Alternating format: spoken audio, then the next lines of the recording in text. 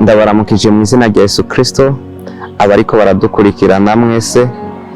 Ahamajewe turi kumwe nitwa Gakiza Ahmed, nkaba natewe iteka ndi umwe mu bo Christo yagiriye neza. Nibaze ko aho uri umeze neza, ari amahoro, nubwo vyawe bitagenze neza, ariko turashima Imana ko tukiri bazima. Kuba yaturamukije tukaba tukiriho nuko hari ivyizigiro, bitakunze bishobora gukunda kandi biranakunda mu izina rya Kristo Yesu. Nashaka ko tuganira ku ijambo ry'Imana. Ubundi ijambo ry'Imana n'ubuzima. Mu yandi majambo ndashaka ko tuganira ku buzima, kuko umuntu atanga icyo afise. Mu gihe ntafise ubuzima biragoye ko nobaho ubuzima namwe.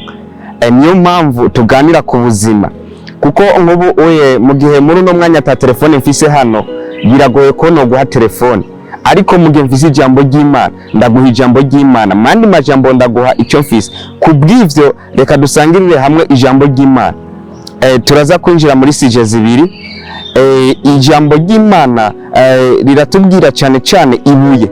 Turakunda kuvuga ngo ibuye Abubatsi Bagaye niryo ryahindutse rigumya Imfuruka. Tugakunda kuvuga n'indi jambo rivuga ku baherezi. Uno munsi turiga ku majambo abiri, ariko ni jambo rimwe.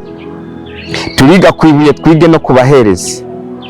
Ni jambo tuza gusanga mu cete ca mbere Petero yanditse. Yesu Christo nashimwe cyane.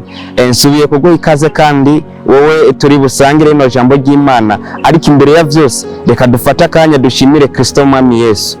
Data mu izina rya Yesu Kristo, turagushimiye kugira neza, turagushimiye ko wemeye kuturamutsa, turagushimiye kubw'uno mwanya wose tugiye kumara. Duhamagaye imbaraga zawe, turahamagaye ubwami bwawe mu buzima bwacu. Mu bwami bwawe habeho connection idasanzwe, kugira ngo ntabari twebwe, ariko mpemu wawe akore mu ijambo ry'Imana. Mpemu wawe akore ku mitima yose iriko irakurikira rino jambo rya Kristo Mwami Yesu. Nizane impinduka mu rwego rudasanzwe, uruzitiro rwa rubane natwe mu izina rya Yesu Kristo wa Nazareti, amen.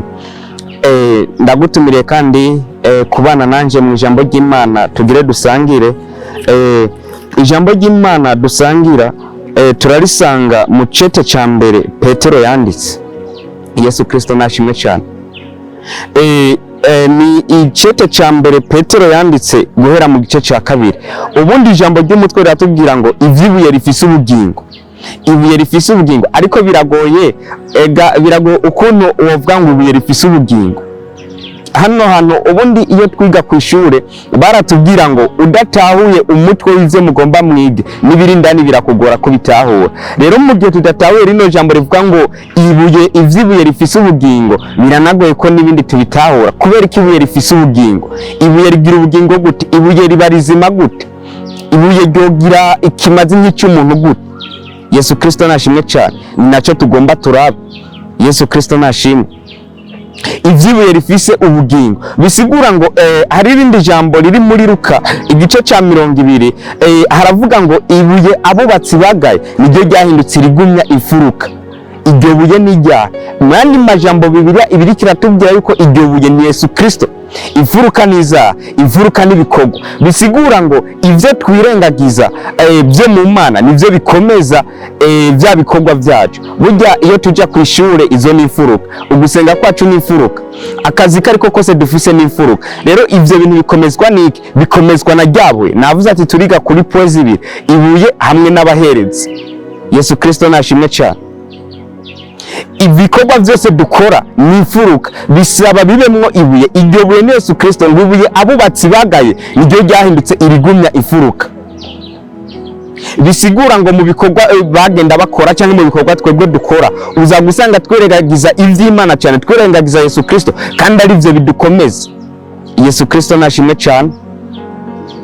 Jewe nawe turakwiye gushiramo ibuye mu bikorwa dufise.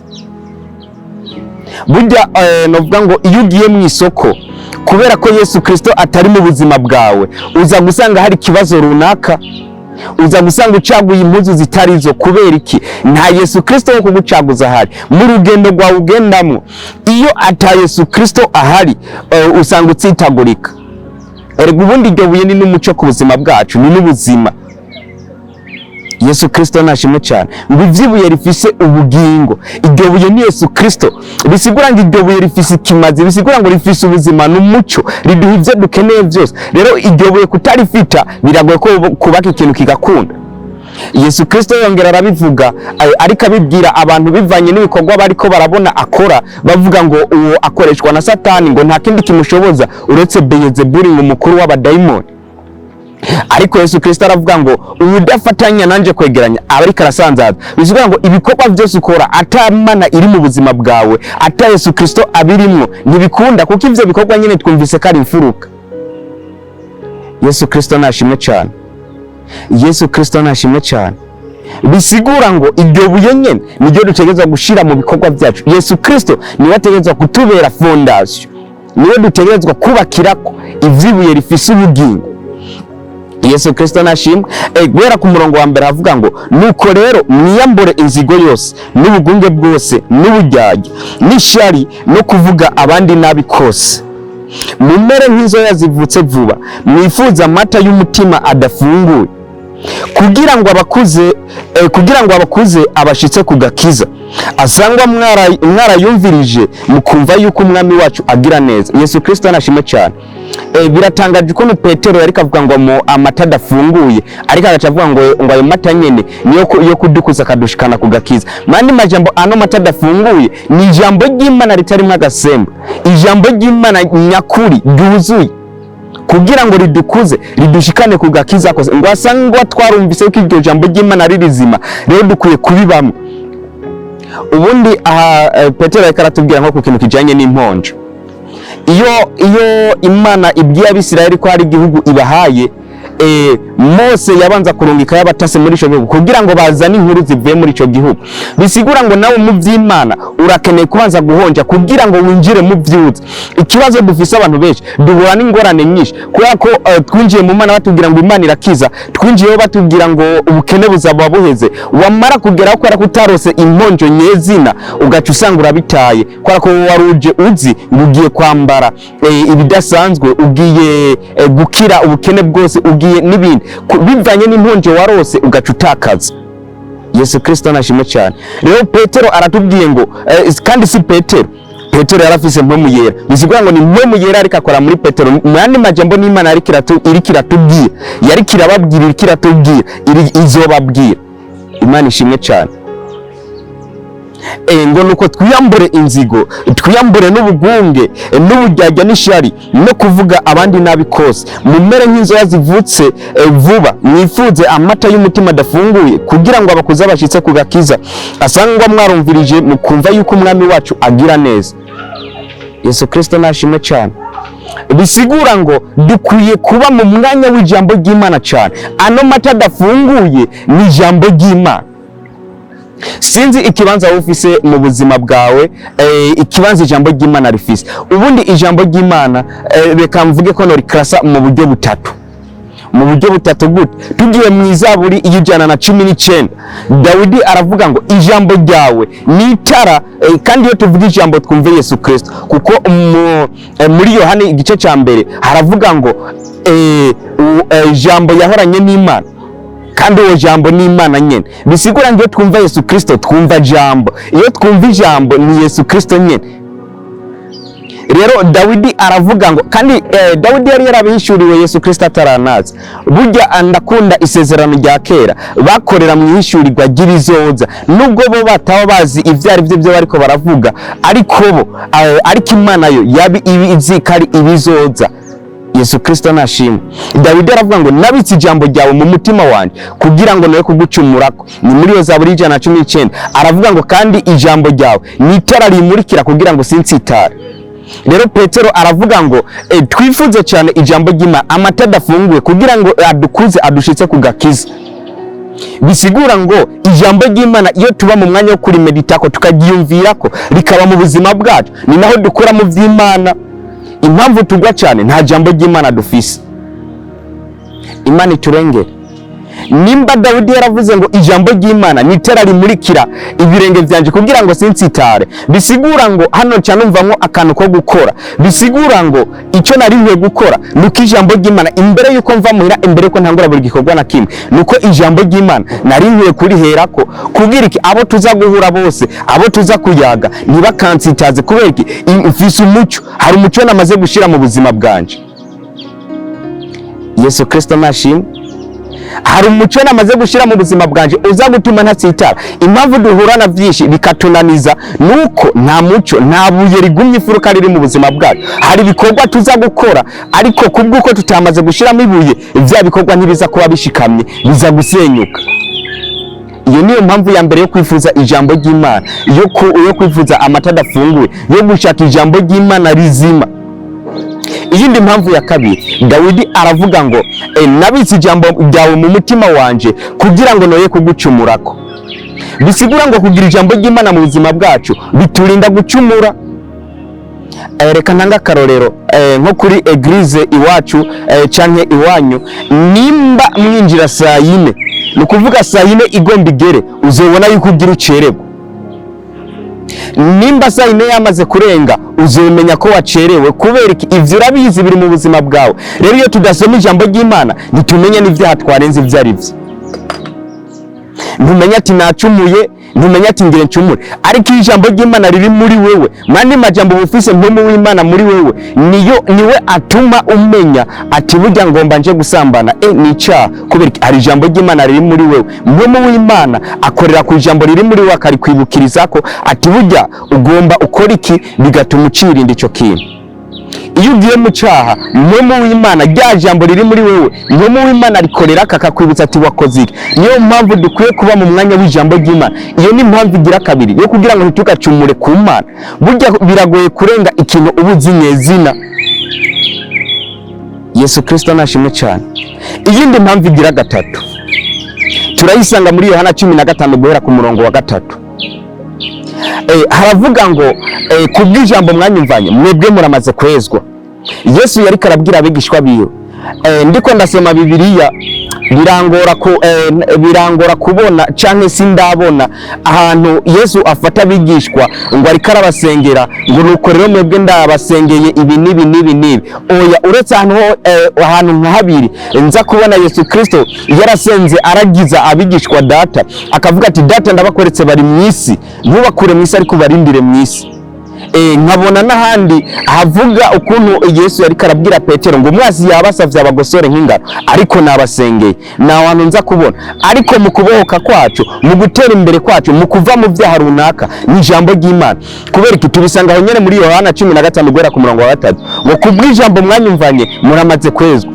Bisigura ngo abigishwa kubana na Yesu Christo vyatumye bezwa, atiriwe aranabasengera, kuyaga vyonyene kubw'ijambo bamwumvanye vyatumye bezwa. Jewe nawe iyindi mpamvu igira gatatu, iyo dusoma ijambo ry'Imana bituma twezwa. Hari ivyaha tuba twagendeyemwo, hari ivyo kurya dufungura bitari vyo, hari ibinyobwa bitari vyo, hari impuzu zitari zo, hari n'ibindi bitari vyo, hari ivyo tubona, hari ivyo twumva, hari ivyo tugenderamwo, hari n'ivyo dukorako. Ivyo vyose kugira ngo bituveko, kugira ngo twezwe, ni rya jambo ry'Imana ngo kubw'ijambo mwanyumvanye muramaze kwezwa. Bisigura ngo kuba mu mwanya w'ijambo ry'Imana bituma twezwa, bituma hari urundi rwego tuzamukako. Nta jambo ry'Imana ufise icyo bikoze, uragiye muri eglise, pastor cyangwa umwungere ariko aravuga ijambo ry'Imana, uraduze kuboko ngo ngo ndafashijwe, ariko biherera aho nyene. Ntunafata kanya uri muhira usome rya jambo ry'Imana kugira ngo rishinge imizi mu buzima bwawe. Ico ni kibazo kidasanzwe. Niyo mpamvu twiga kwibuye. Ibuye ni Yesu Christo, Yesu Christo ni ijambo. Tugira ijambo mu buzima bwacu, mu byo dukora dutanguza ijambo. None nk'ubu uye barakubwiye ijambo ry'Imana, ucivuga ngo ivyo si umwanya wabyo. Kandi aho rero dufate nk'akarugiye muri anniversaire cyangwa ugiye muri mariage, ugacuhuriraho n'ibintu runaka bikugusha cyangwa bigutsitaza, ariko wamaze kuvuga ngo ivyo si umwanya wabyo kandi bari bakubwiye ijambo ry'Imana, ntiwumva ko hari presence watakaje, kandi uza gusanga inyishu iri muri rya jambo ry'Imana wirengagiza. kubera bya bikorwa wagiyemo wari kugenda utwaye rya jambo ry'Imana niryo ryari kugukomeza, ariko wagirengagije ibyo bintu ntibiza gukomera. Uwo munsi wose ntiwafashe umwanya wo kutwara itara kugira ngo ntutsitare, uza gusanga uhuye n'ikibazo kidasanzwe. Niyo mpamvu dukwiye gushyira ibuye mu buzima bwacu, kandi nitwashyira ibuye mu buzima bwacu ni naho tuza kubona ibi Petero yatubwiye ngo nuko mwiyambura inzigo, ishari n'ubundi bubi bwose. Iyo dufise ijambo ry'Imana bituma ibi bintu byose tuvyiyambura. Ya mata adafunguye ngo tugire imitima misha nk'abana bavutse. Ibi byose biva mu ijambo ry'Imana tugenda dufite. Ata jambo ry'Imana umuntu azoguma kwa kundi.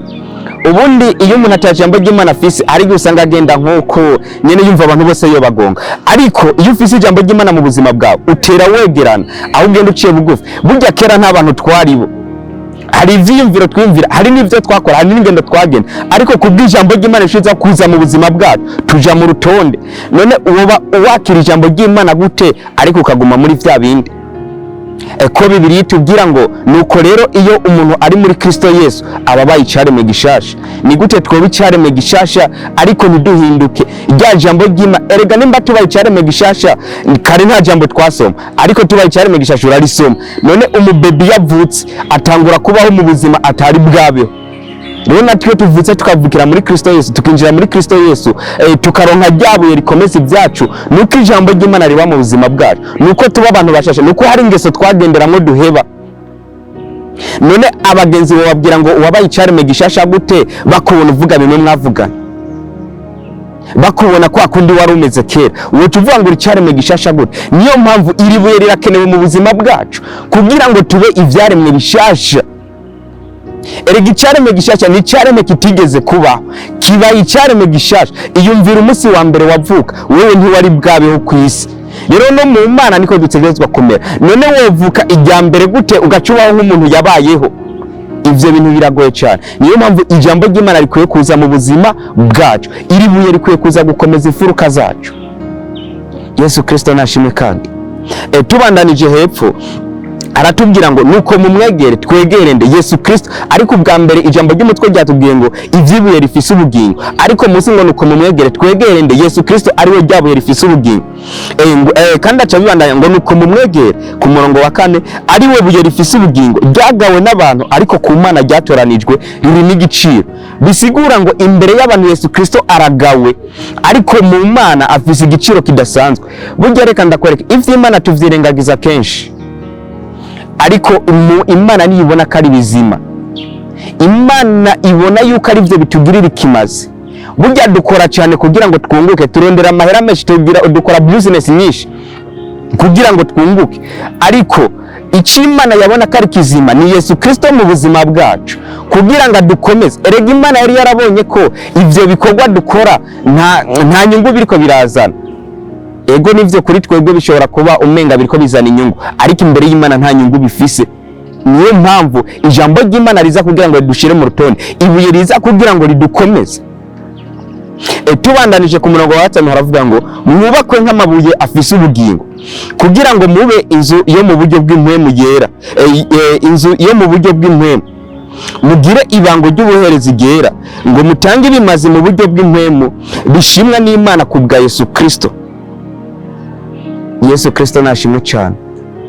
Navuze ko twiga kuri sike zibiri. Iya mbere nibuye, ibuye rifise ubugingo, twanaryumvise ibuye rifise ubugingo. Hano turumvise ngo abaherezi bakorera mu ibango ry'ubuherezi ryera.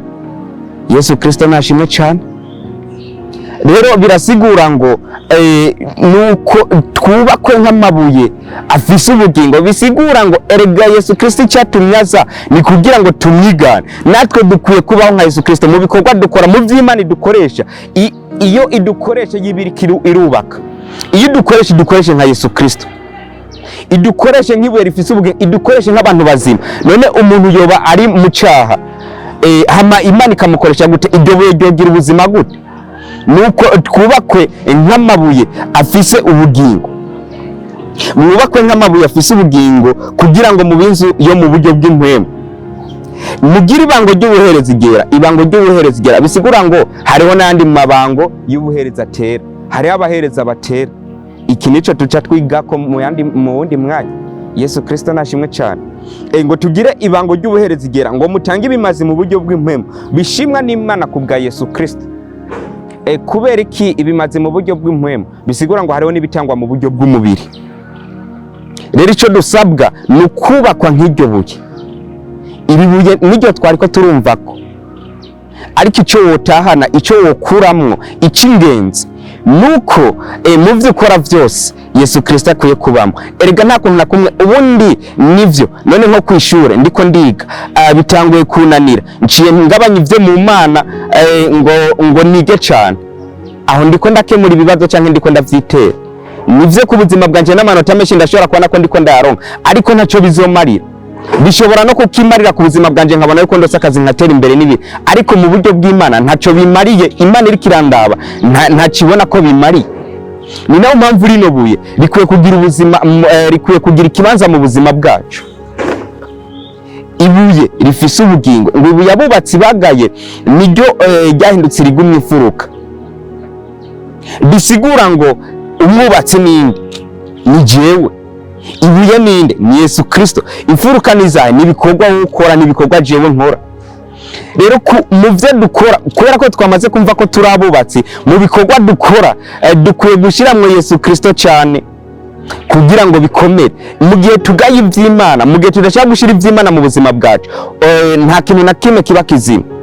Je nshobora kubona ko bibaye bizima, ariko nta na kimwe kiba ari kizima. Nagacishijemwo mu gihe nk'ubu uye bakubwiye iby'Imana ngo si umwanya wabyo, ugacuja gukora ibikorwa runaka, none ivyo bikorwa ubonye ko ari umwanya wabyo wirengagije ijambo ry'Imana, biza gukomezwa n'iki? Ko ibuye rya mbere ribikomeza twumvise ko ari Yesu Christo, none ibi by'Imana nimba uvyase, wumva izo mfuruka zawe, ivyo bikorwa ugiyemo biza gukomezwa n'iki? Yesu Christo nashimwe cyane. Icyo gukuramwo nuko mu bikorwa dukora akwiye kubamwo ibuye ariryo rikwiye kubigumya. Iryo buye ni Yesu Christo, kandi iryo buye nijya mu buzima bwacu, niyo tuzoshobora no gutanga ibimazi mu buryo bw'impwemu bishimwa n'Imana. Tuzoba abaherezi mu buryo bw'Imana, tukaba abaherezi mu buryo bw'impwemu. Yesu Christo nashimwe cyane.